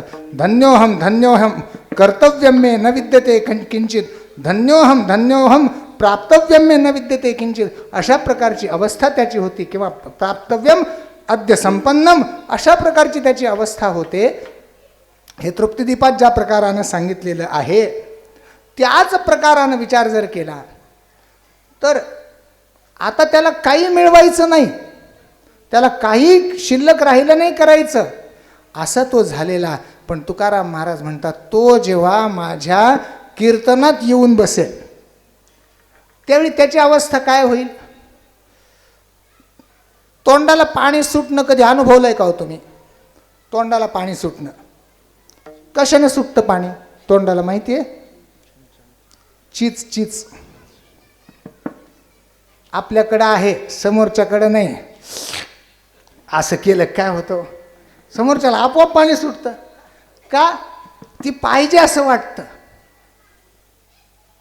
हीच परिस्थिती तुकाराम महाराज म्हणतात, माझ्या कीर्तनाकडे पाहिल्यानंतर ब्रह्मज्ञानी लोकांच्या तोंडाला पाणी सुटणार आहे. लाळ घोटणं म्हणजे काय? तोंडाला पाणी सुटणं. त्यांच्या तोंडाला पाणी सुटेल का? आम्ही एवढे श्रम केले पण आम्हाला जे मिळालं नाही ते तुकाराम महाराज काही श्रम वाटत नाही त्यांना, पण त्याच्या पुढचं तुकाराम महाराजांनी मिळवलंय. घोटवीन लाळ ब्रह्मज्ञान्या हाती मुक्ता आत्मस्थिती सांडवीन. जे नित्य निरंतर आत्मस्थितीमध्ये राहतात. अतती व्यापनोती इति आत्मा. सगळीकडे व्यापून राहिलेला जो असतो अशा प्रकारचा आत्मा, त्या आत्माकार वृत्ती जी झालेली आहे, देशकाळ वस्तू भेद मावळला आत्मा निर्वाळला विश्वाकार. जो आत्मा विश्वाकार आहे तो निर्वाळला म्हणजे तो स्पष्ट होत गेला. आता देश काळ वस्तू यांचा भेद मावळला. हिला आत्मस्थिती म्हणतात. अशा आत्मस्थितीनं संपन्न असलेले जे मुक्त आहेत ते जेव्हा माझ्याकडे पाहतील, अगोदर ते त्यांच्या आनंदात कसं असतं सांगू का तुम्हाला. माणूस स्वतःचं ऐश्वर्य पाहतो. हां, आपल्यापेक्षा कुणीच मोठं नाही असं त्याला वाटतं. कुठपर्यंत? जोपर्यंत आपल्यापेक्षा मोठ्या माणसाला पाहिलेलं नसतं. आपल्यापेक्षा मोठा पाहिला की आपलं काहीच नाही असं वाटायला लागतं. हेच या जगातलं दुःख आहे, दुसरं काहीच नाही. दुसऱ्याकडं पाहिल्यानंतर आपण कमी मानायचं ना, एवढं ज्याला जमलं त्याला परमार्थ घडतो सहज. पण हे संसारात जमत नसतं. संसारात आपल्यापेक्षा पुढचा आला की मन कुसमुसायला लागतं. कस काय पुढे गेला, कस काय पुढे गेला. काही जड न खाता पोट दुखायला लागतं. दुसऱ्याचं चांगलं झालं की काही जड न खाता पोट दुखायला लागतं महाराज. ही स्थिती केवळ व्यवहारात आहे असं नाही, तर परमार्थात सुद्धा असं होतं की आपल्यापेक्षा पुढची अवस्था पाहिली की अरे आपण मिळवलं, याच्याकरता किती श्रम केले, या बाबांनी काही श्रम केले नाही पण आपल्या पुढचं यांना मिळाले. म्हणून आता मला ही आत्मस्थिती नको. जसं तुकाराम महाराज म्हणतात, नको ब्रह्मज्ञान आत्मस्थिती भाव, मी भक्त तू देव ऐसे करी. मला आता आत्मस्थिती नको, मला त्या मुक्तीत राहायचं नाही. तुका म्हणे मुक्ती परिणिली नोगरी हे आम्ही केलेलंच आहे, पण आम्हाला ते नको, आम्हाला त्यात राहायचं नाही. भक्तीनं नामस्मरण करणं हे त्यापेक्षाही आनंदाचं आहे. हे मुक्त झालेल्यांच्या अंतःकरणावर मी बिंबवीन आणि आता आम्हाला त्यात राहायचं नाही. तुकाराम महाराज जे कीर्तन करतात त्या कीर्तनात आम्हाला सम्मिलित व्हायचं आहे. ब्रह्मभूत काया होत असे बर केवळ कीर्तनात परब्रह्म रूप काया होते एवढं नाही बरं. भाग्य तरी ऋणी देव ऐसा, देव सुद्धा ऋणी होतो. विचार करा, आपल्याला देवानं एवढं सगळं दिलेलं आहे, देव आपला ऋणी आहे का आपण देवाचे ऋणी येतो? हां, आपण ऋणी आहेत का देव ऋणी आहे? आपण ऋणी आहेत का? सगळं देवच देतो ना आपल्याला. खायला प्यायला कोण देतो, लिहायला नेसायला कोण देतो, घर कोण देतं, सगळं देव देतो. मग देवाचंच आपल्यावर ऋण आहे. पण लक्षात ठेवा, ज्यावेळी संत साधू येतात त्यावेळी संत साधू स्वतःही ब्रह्मरूप बनतात आणि जगाला भगवंताच्या नामाला लावतात. जगाला जे करायचं, देवाला जे करून घ्यायचं असतं ना आपल्याकडून, ते साधू येऊन करतात. म्हणून देव म्हणतो की अरे मी सगळ्या जगातला ऋणात ठेवीत असेल, पण तुकाराम महाराज मी मात्र तुमचा ऋणी आहे. का? सगळ्यांना तुम्ही माझ्यापर्यंत आणलेलं आहे आणि मदरूप केलेलं आहे. भाग्य तरी अनेक प्रकारांना अर्थ पाहता येईल. आता तिकडे मी जात नाही. तीर्थ भ्रामकासी आणीन आळस, जे तीर्थाला जातात, अनेक तीर्थयात्रा करतात, भना भना भना भना हिंडतात. आज इथं, उद्या तिथं, परवा तिथं, सगळे देव गुंडाळून आणतात. सगळीकडे जावं की न जावं? जायला हरकत नाही महाराज, पण तिथं जाऊन जर मी एवढे तीर्थ केले, एवढंच जर घेऊन आलं तर मग नाही चालत. माझ्यासारखा कोण आहे? काशीला गेलो, वाराणसी काशी एकच आहे. प्रयागला गेलो, अमुक गेलो, तमुक गेलो, हे सगळं सांगतो महाराज मनुष्य. पण त्रिवेणी संगमी नाना तीर्थे भ्रमी, चित्त नाही नामी तरी ते व्यर्थ. ते व्यर्थ. भगवंताचं नाम त्यात गोवलं गेलं तर त्या तीर्थाला महत्व आहे, अन्यथा महत्व नाही. म्हणून तीर्थयात्री जे असतील त्यांनी तेवढं सगळं केलं आणि नामस्मरण न करून माझ्यासमोर येऊन बसले आणि मग त्यांच्या लक्षात आलं काय तीर्थात राम नाही, इथंच राम आहे. सगळा इथेच राम आहे, दुसरीकडे जायची गरज नाही महाराज. तीर्थ भ्रामकासी आणीन आळस, कडू स्वर्गवास करीन भोग.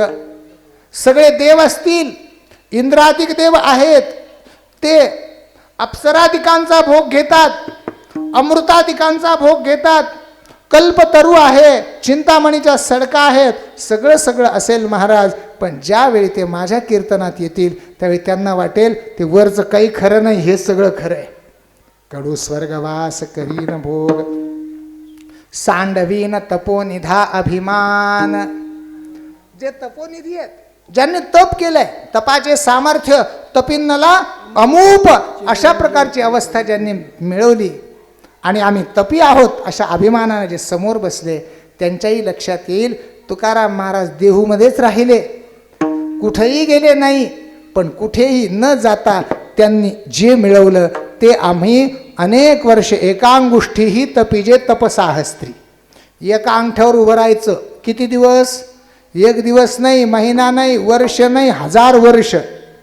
एवढं तप करून जे मिळत नाही ते फक्त तुकाराम महाराजांनी नामस्मरणाच्या योगानं मिळवलं. सांडवीन तपोनिधा अभिमान. यज्ञ आणि दान लाजवीन. यज्ञाचा परिणाम यज्ञो वै विष्णू असा आहे. यज्ञात भवती पर्जन्य हा लोकांच्या कल्याणाकरताही आहे. स्वर्ग काम हा यजेत, स्वर्गाच्या इच्छेच्या पूर्ती करताही यज्ञ आहे आणि भगवंताच्या प्राप्ती करताही यज्ञ आहे. पण यज्ञाची गंमत अशी आहे, यज्ञाकरता अगोदर ज्ञान खूप मिळवावं लागतं, खूप मिळवावं लागतं. त्याच्या सगळ्या प्रक्रिया समजावून घ्याव्या लागतात, स्वतःवर खूप नियंत्रण आणावं लागतं आणि व्यवस्थित झालं तर फळ, नाहीतर दुष्फळ. हे जर असेल तर ते यज्ञ करणारे सुद्धा जेव्हा तुकाराम महाराजांना पाहतात तेव्हा म्हणतात नको ते, हेच बरं आहे. दान करणारे काही दान शुल्क कमी असतात का? भरपूर दान करतात महाराज. अशा प्रकारच्या दानदात्यांना माझ्या समोर आणून बसवलं. बली बसलाय, सगळ्या दानकर्त्यांचा राजा बली कीर्तनाला बसलाय. आणि त्या बळीनं पाहिलं की मी जेवढं मिळवलं देवाला दान केलं, पण मला जो आनंद मिळाला नाही तो तुकाराम महाराज इथे कीर्तनात भोगतायत, उपभोगतायत. यज्ञ आणि दान का? लक्षात ठेवा. आता सगळ्यांचं वर्णन विस्तारानं करता येईल, एवढंच फक्त सांगतो आणि आता माझ्या सेवेच्या पूर्तीकडे जातो. दान करीत असताना ती वस्तू नष्ट न होणारी असावी, अशी दान करता येते का? नाही करता येत. पैसा दिला, अन्न दिलं, काही काळाने ते संपून जाणार आहे. पण दाता तोची एक जाणा, नारायणा स्मरवी, आणिक नाशिवंते काय, नसरे आय ज्याच्याने. नाशिवंत आहे बाकीचं, म्हणून दात्यालाही लाजवीन. पुढे म्हणतात भक्तिभाग्य सीमा साधीन पुरुषार्थ, ब्रह्मीचा जो अर्थ निज ठेवा. सगळ्या भाग्यांची सीमा असलेली जी भक्ती आहे, या जगात जेवढी भाग्य असतील अवघी भाग्ये येती घरा, देव सोयरा झाली या, अशा प्रकारची. आणि देव सोयरा देव सोयरा देव सोयरा दीनाचा. ईश्वर हा अभिमान द्वेषित्वात दैन्य प्रियत्वाच दीन होणं ही खरी भक्ती आहे. आणि ही भक्ती भगवंताच्या सोयरेपणाला आणून देणारी आहे. आणि सोयरेपणा आला की सगळी भाग्य घरी येतात. म्हणून सगळ्या भाग्यांची सीमा भक्ती आहे. ते मी साधीन की जो परब्रह्मेचा अर्थ आहे. ब्रह्माच्या ठिकाणी कायम राहण्याकरताची जी अवस्था आहे ती अवस्था म्हणजे ही आहे. आणि निज ठेवा तो आमच्या हृदयातला गुह्य ठेवा आहे. अशा प्रकारची उपलब्धी या जगात जे कळसाला गेलेले आहेत त्यांच्या कळसाच्या रूपानं मला मिळालेली आहे. म्हणून ज्यांनी ज्यांनी मला पाहिलं त्या प्रत्येकाला हे वाटेल आमचं भाग्य होतं, म्हणून आम्हाला तुकाराम महाराज दिसले. याचं वर्णन अभंगाच्या शेवटी. धन्य मनवील इहलोकी लोका, धन्य मनवील इहलोकी लोका, धन्य मनवील इहलोकी लोका,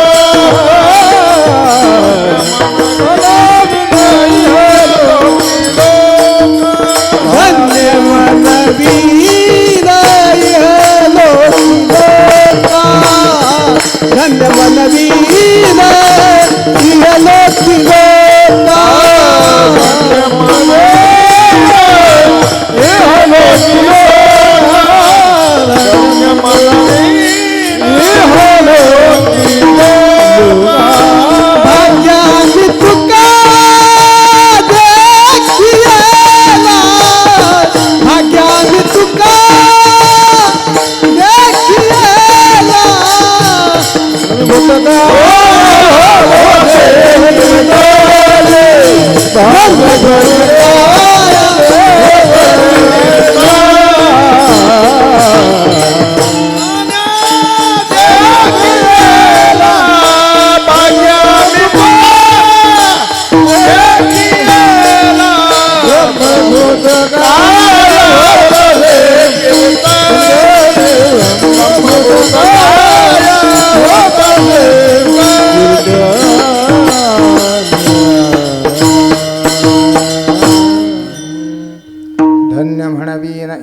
लोकी लोका भाग्य आम्ही तुका देखिला. या जगात जे जे जन्माला आले असतील त्या प्रत्येकानं माझ्याकडे पाहिल्यानंतर एकीकडे जगाच्या दृष्टीनं आजपर्यंत तुकाराम महाराज बोलतात, एकीकडे जगाच्या दृष्टीनं सगळीकडे निंदा पावलेला मी आहे. मला सांगा, जेव्हापासून तुकाराम महाराजांचं ऐश्वर्य सगळं संपलं त्यापासून तिथल्या लोकांनी कोणी तुकाराम महाराजांना चांगलं म्हटलं असं एक तरी व्यक्तिमत्व दाखवा. देहूतल्या एकाही व्यक्तीनं तुकाराम महाराजांना चांगलं म्हणू नये अशी सगळी सांसारिक विपन्नावस्था असताना सुद्धा भगवंताच्या नामस्मरणाचा आधार घेतला आणि त्या आधाराचा परिणाम शेवटी फक्त देहूतल्या नाही तर विश्वातल्या सगळ्या लोकांनी देवासकट सगळ्यांनी म्हणावं, तुकोबा आम्हाला दिसले, आमचे डोळे धन्य झाले, आमचे डोळे धन्य झाले. धन्य म्हणवी ना इह लोकी लोका. म्हणजे जर कुणाला आम्ही जगात सगळ्यात श्रेष्ठ व्हावं असं वाटत असेल तरी सुद्धा नामस्मरणाशिवाय दुसरा पर्याय नाही. जगात अशा प्रकारचं आपली कीर्ती करावी. बरं, कीर्ती करणं ही चूक नाही, पण ती कीर्ती निष्कलंक असलेली कीर्ती असावी. आणि कीर्ती करणं म्हणजे काय? आपल्या अंतःकरणातला अहंकार जागविणारी ती कीर्ती नसावी. संतांची कीर्ती कशी असते माहिती आहे? संत कीर्ती करण्याकरता कुठंच प्रयत्न करीत नाहीत, पण तुमच्या माझ्या हृदयामध्ये आपोआप संत येऊन सिंहासनाच्या अधिष्ठित होतात. मला सांगा, ज्ञानेश्वर महाराज तुकाराम महाराजांनी आत्तापर्यंत कीर्ती करण्याकरता म्हणून काय केलं? काहीच केलं नाही. कीर्तिमुख त्याचे नारायण, वाऱ्या हाती माप चाले सज्जनाचे, कीर्तिमुख त्याचे नारायण. भगवंतानं त्यांची कीर्ती सगळीकडे करावी अशी अवस्था त्यांची होते. म्हणून लक्षात ठेवा, आपल्याला मोठं व्हायचं असेल तर संतांच्या वाणीशिवाय आपल्याला दुसरा आधार नाही. संतांची वाणी हा एकमेव आधार आहे. याद्वारा प्रत्येक जीव आपापलं अंतिम कल्याण करू शकतो. श्री तुकाराम महाराजांनी या प्रकारानं आपल्या 4000 अभंगामध्ये, 4000पेक्षा अधिक अभंगांमध्ये आपला अनुभव या प्रकारानं ग्रथित केला. ज्ञानेश्वर माऊलींनी ज्ञानेश्वरी इत्यादी ग्रंथांच्या रूपानं हा अनुभव प्रकाशित केला आणि तुम्हा आम्हाला रुचेल पचेल एक घास विसाठाई कीजे या प्रकारानं तो अनुभव आपल्यामध्ये बिंबविला. संत, एवढंच ऐका, 2-3 मिनिट फक्त बोलणार आहे मी. संत स्वतःच्या कर्तृत्वाच्या दृष्टीनं कुठेही कमी पडलेले नाहीत. किंबहुना भगवंतानं म्हणावं, फार केले कष्ट जगासाठी. जगाकरता ज्ञानोबा तू खूप कष्ट केले असं संतांनी म्हणावं. पण एक थोडं खेदानं बोलावं लागतं, संतांनी जितके परिश्रम करून इतकं सोपं करून ठेवलं तितक्या मानानं समाजानं ते स्वीकारलं नाही स्वीकारलं. तुमच्या माझ्या सगळ्या आवडीचा विचार करून संतांनी हे करून ठेवलं, पण आपण त्या मानानं त्याचा स्वीकार करीत नाहीत का? आज जर आपल्याला एखादी ओवी विचारली, एखादा तुकाराम महाराजांचा अभंग अर्थाच्या दृष्टीनं विचारला तर आज आपण त्याच्यात शिरू शकत नाहीत. आणि याचं एक कारण आहे, आपल्याला कळत नाही असं नाही, आपण त्याच्या बाबतीत उदासीन आहोत. आपण उदासीन आहोत. आपल्याला मराठी भाषा कळत नाही का? आपण बोलत नाहीत का? आपण बोलत असून सुद्धा आपल्याला तुकाराम महाराजांचे शब्द 2 तास ऐकावे लागतात. अरे आपल्याला त्याचा अभ्यास करता येईल इतके सोपे ते शब्द आहेत. फक्त ती सवय लावावी लागते. याकरता म्हणून एक सोय सगळ्यांकरता झालेली आहे. एवढं सांगतो आणि थांबतो. रोज पहाटे 5:15 ते 6 सद्गुरू ज्ञानराज माऊलींच्या ज्ञानेश्वरीवरचं ओविशहा चिंतन अत्यंत सोप्या शब्दात, प्रत्येकाला कळेल अशा शब्दात सुरू आहे. झूम ॲपवर हे आहे. जर आपल्यापैकी कोणाला याच्याशी संलग्न व्हायचं असेल, स्वतःला जोडून घ्यायचं असेल तर कृपा करून एक नंबर आपण लिहून घ्यावा. 99 220 88 414. 99 220 88 414 या क्रमांकावर व्हॉट्सॲपला जर आपण सांगितलं तर आपल्याला त्या ग्रुपमध्ये घेतलं जाईल आणि ती लिंक आपल्यापर्यंत येईल. सकाळी 5:15 ते 6 ज्ञानेश्वरीचं चिंतन आणि सकाळी 8 ते 8:30 गाथेवरील जगद्गुरू श्री तुकाराम महाराज यांच्या प्रत्येक अभंगाचं या प्रकारानं चिंतन. अशा प्रकारचा हा उपक्रम आपण जिथे असू तिथे हा सुरू असतो. तेव्हा ज्यांना ज्यांना हा लाभ घ्यायचा असेल लक्षात ठेवा, हा लाभ पूर्ण विनामूल्य आहे. विनामूल्य म्हणणं हे सुद्धा अलीकडचं राहतं. आपण कोण मूल्य घेणार त्याचं? तुकाराम महाराजांनी ते सगळ्यांकरता खुलं करून ठेवलं. आपल्या बुद्धीत तुकाराम महाराजांनी दिलं आणि ते जर प्रसाद म्हणून वितरित करायचं असेल तर आपण कोण अहंकार बाळगणार? तुकाराम महाराजांनी आपल्याला भाग्य दिलं, हे भाग्य आपण समजावं. या दृष्टीनं आपण जरूर याचा स्वीकार करावा अशी सर्वांना प्रार्थना करतो. खरोखर वैकुंठवासी सद्गुरू विठ्ठल बाबा घुले आणि वैकुंठवासी खोडदेकर बाबा या दोघांच्या आदरणीय खोडदेकर बाबांची पुण्यतिथी आणि घुले बाबांचं स्मरण या निमित्तानं सगळ्यांना होतं. लक्षात ठेवा, अशा प्रकारची संत मांदियाळी ज्यावेळी परिसरात येते, परिसराला लाभते, परिसरातल्या अनेक जीवांचं सोनं करते, ती सूर्यचंद्र असेपर्यंत समाज विसरत नाही. अशा प्रकारचं हे सोनं आपल्याला मिळालेलं आहे. म्हणून या दोनही महात्म्यांनी आपल्याकडून चाललेलं हे जे नामस्मरणाचं पर्व आहे ते अधिकाधिक मात्रेत समृद्ध करावं अशी या महात्म्यांच्या चरणी विनम्र प्रार्थना करतो. आपणा सर्वांची बुद्धी भगवंताच्या चरणी स्थिर राहो अशा प्रकारची विनम्र प्रार्थना संतांच्या चरणी करतो. आणि या ठिकाणी माझी वाणी संतांच्या चरणी समर्पित करून वाणीला इथेच पूर्णविराम देतो. ज्ञानेश्वर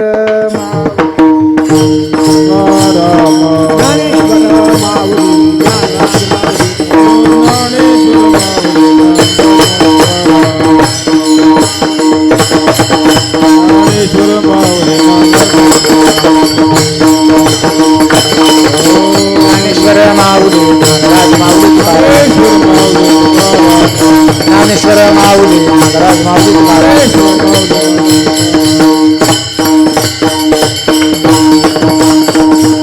विठ्ठल जय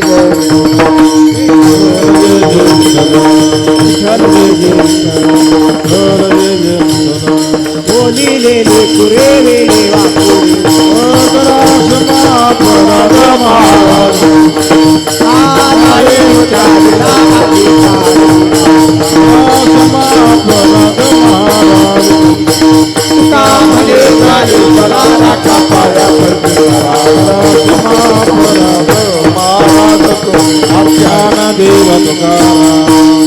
देव तुकारा आधारे समाधान तेथे केले चरण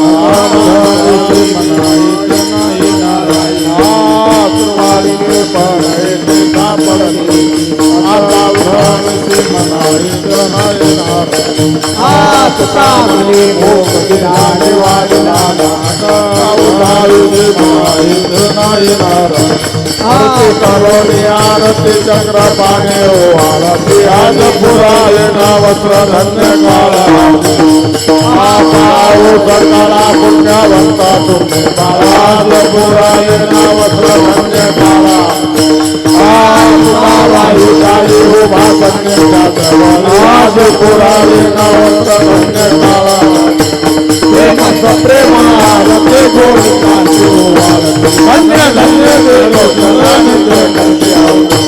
आला पौराले लोका हो आरता धन्य धन्य देव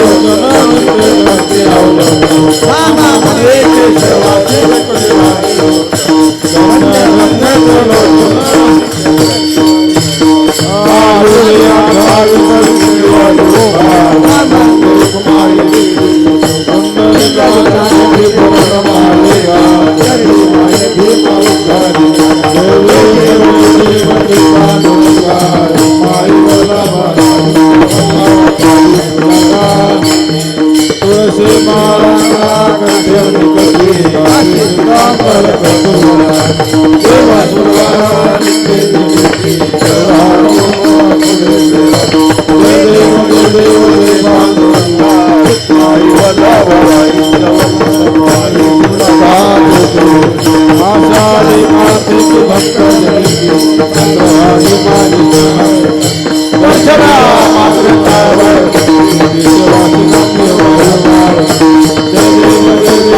Bye.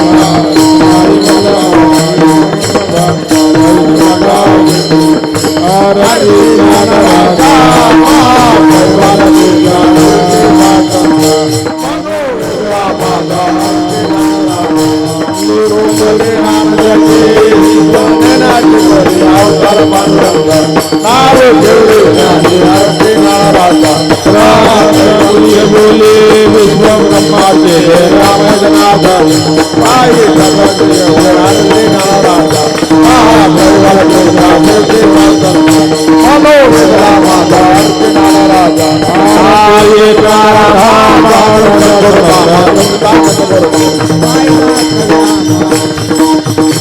आरती गणाथा महाराजा समर्था त्रिपुणेश्वर जगद्गुरु जगन्नाथ आरती गणाथ नाम सार वेद शास्त्राची पूज गणाथ नाम घेता सुख वाटेल चिंतानंद गोपाळदासा गुणगाता महाराजा समर्था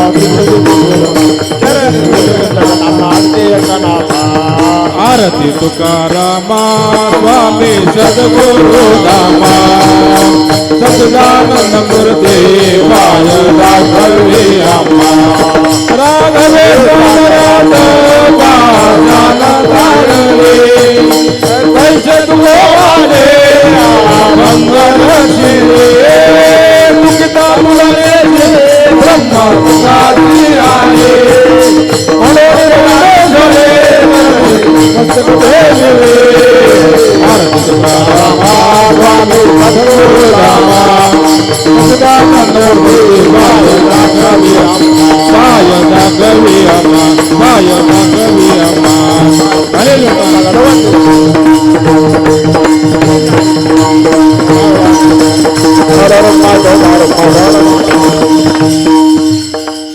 भावी माझी आस जन्मोजन्मी तुझा दास तरीचा वार करी वारीच पुढे देह संगी सर्व काळ अखंड प्रेमाचा कंदोळ चंद्रभागी स्नान कामा पंढरीचा वार करी झोल रकमे ठोकार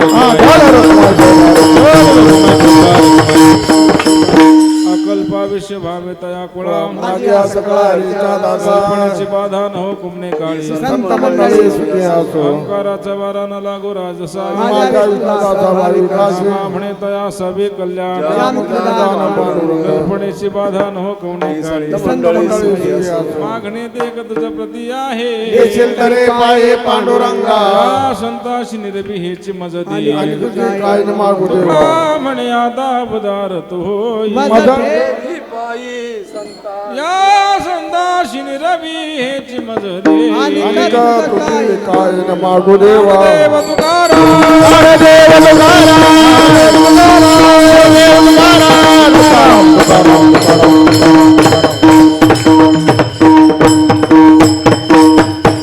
पुंडलिक वरदा हरि विठ्ठल श्री ज्ञानदेव पंढरीनाथ भगवान सद्गुरु खोडदे महाराज की सब संतन की जय हे पा घोटविन लाळ ब्रह्मज्ञाने हाती या अभंगावर प्रज्ञाचक्षू मुकुंद काका जाटडवळेकर जरी या ठिकाणी प्रकृती अभावी येऊ शकले नाही तरी गोविंद महाराजांनी गेल्या वर्षीप्रमाणे याही वर्षी प्रेमे गातो गीत वाजवितो टाळी नाचतो रावळी प्रेमसुखे या अनुभूतीनं कीर्तन केलं. कीर्तन आपल्याकडून करून घेतलं, नामाचा महिमा व्यक्त केला. अन्य साधनाला जगद्गुरु तुकोबर यांनी थोडंसं बाजूला ठेवून कीर्तन हे प्राधान्यानं, नामचिंतन हे प्राधान्यानं सर्वांसाठी सुलभ आणि सहज वृत्तीनं करता येतं याचं चिंतन गोविंद महाराजांनी अतिशय सुंदर पद्धतीनं केलं. जवळजवळ 2.5 तप पूर्ण होऊन हे 31वं वर्ष आहे. हा कोट्यवधी नामजपाचा आस्वाद आपण सर्वजण या ठिकाणी घेत आहोत. भाग्यवान आहोत आपण सर्वजण की या ठिकाणी हा सोहळा वृद्धिंगत होत चाललेला आहे. खोडदे बाबांच्या चरणधुलीनं पावन झालेली पवित्र भूमी, विठ्ठल महाराजांचे, घुले महाराजांचे या ठिकाणी असलेले आशीर्वाद आणि त्या अनुषंगानं पंचकृषीतून अनेक भाविक या ठिकाणी येऊन या नामजपामध्ये, या ज्ञान यज्ञामध्ये समाविष्ट होतात. ही जमेची बाजू आहे. हे जर वैभव पाहिलं, नामयज्ञाचं वैभव पाहिलं, इथले संपूर्ण हरिकीर्तन ही भौगोलिक परिस्थिती, मंदिर, जर शिष्य संप्रदायामध्ये असलेली दातृत्व शक्ती, समर्पणाची भावना आणि मैत्र भावना या अनुषंगानं हा समूह एकवटले आहे, जोडलेला आहे.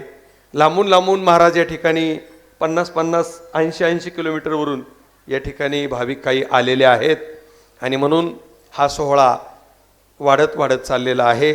गणेश महाराजांनी देखील मला एक सूचना द्यायला सांगितली, ती अशी की हा पहिलाच दिवस या वर्षीचा भरपूर असं अन्नदान या ठिकाणी केलेलं असतंय. भरपूर, कुणालाच अन्नदानाच्या बाबतीत कमी पडत नाही.